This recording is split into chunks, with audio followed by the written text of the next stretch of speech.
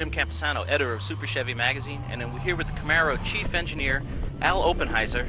Al, we're here. This car is unbelievable. We just spent a bunch of time on track with it, a bunch of time on street. You have to be awfully proud of what you've come up with here.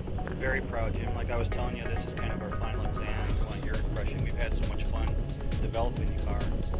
Like we were telling you last night, we basically redesigned 30% of the car from 2SS to be this ZL1 that we're here today.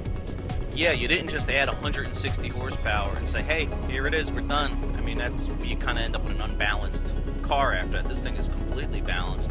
I was shocked on the track at how amazing it went into the corners, how predictable it was, how stable it was, despite some of my best effort to upset it. Yeah, well, there's so many things to talk about on the car, but one of the things we wanted to have you experience here was performance traction management, which has 5 modes. One of them is the wet mode, but it goes all the way up to mode 5, and as you increase in mode, it decreases the intervention from the traction system and the chassis control system based on your experience. So the more experienced driver you are, like you guys are probably up in mode 4 and 5, it lets you drive with confidence.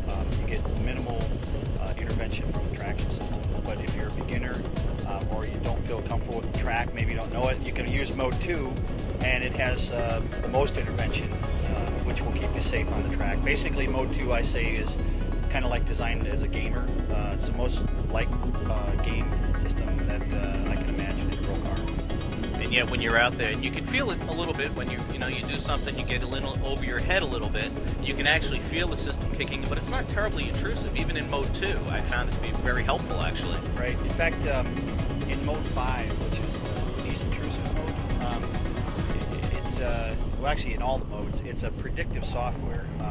We process information so fast these days that basically measuring pitch, yaw, body roll, the wheel spin, torque, gear, RPM, it's all monitored and instantaneously will predict whether, if you're in a situation where you need wheel slip, it will provide it to you. If you need some control, it will provide it to you.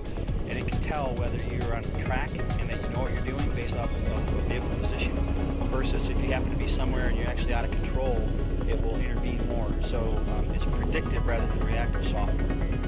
One of the things I like about the car that it's all function. There's nothing on it. Yes, there's some eye candy, but it all matters. I mean, the hood is vented.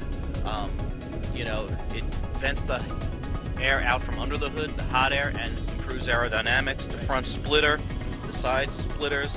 You can even see, if you look close, the tires are sticking out a little bit from the wheel well.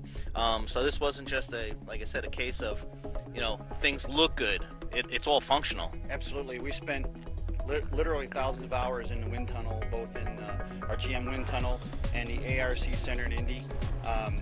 We wanted to make sure that this car, as a production performance car produced, it makes downforce. So it's got an effective 65 pounds of downforce in the front at 150 miles an hour and 150 pounds of downforce